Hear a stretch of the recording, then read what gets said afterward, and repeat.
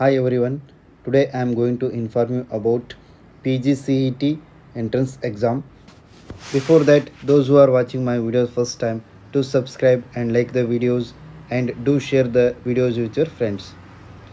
ಆತ್ಮೀಯ ವಿದ್ಯಾರ್ಥಿಗಳೇ, ನಿಮಗೆಲ್ಲ ಗೊತ್ತಿರೋ ಹಾಗೆ KA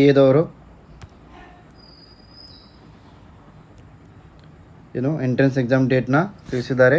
ಅದೇನೆಂದರೆ ಇಲ್ಲಿ ನೋಡ್ಬೋದು ನೀವು 31ರಂದು PG ಸಾಮಾನ್ಯ ಪರೀಕ್ಷೆ ಅಂತ ಹೇಳಿದ್ದಾರೆ.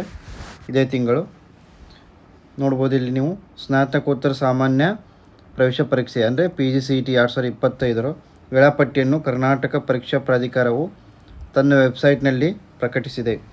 ಈಗ ಆಲ್ರೆಡಿ ಎಂಟ್ರೆನ್ಸ್ ಎಕ್ಸಾಮ್ ಡೇಟ್ನ ಪ್ರಕಟಿಸಿದೆ.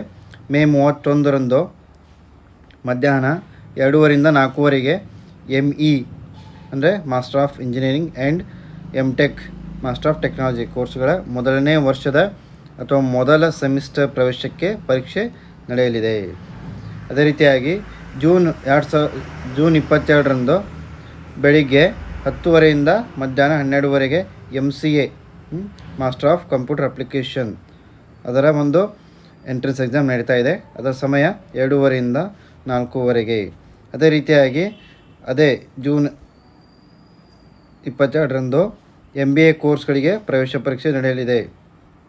ಓಕೆ, ಇನ್ನು MTech ಕಂಪ್ಯೂಟರ್ ವಿಷಯದ ಪ್ರವೇಶ ಪರೀಕ್ಷೆ ದಿನಾಂಕವನ್ನು ಮುಂದಿನ ದಿನಗಳಲ್ಲಿ ಪ್ರಕಟಿಸಲಾಗುವುದು ಎಂದು KA ತಿಳಿಸಿದೆ. ಆಸಕ್ತ ವಿದ್ಯಾರ್ಥಿಗಳು ಮೇ 10ರೊಳಗೆ ನೀವೇನು ಮಾಡಬೇಕು, ಆನ್ಲೈನ್ ಮುಖಾಂತರ ಅಪ್ಲಿಕೇಶನ್ ಹಾಕಬೇಕು.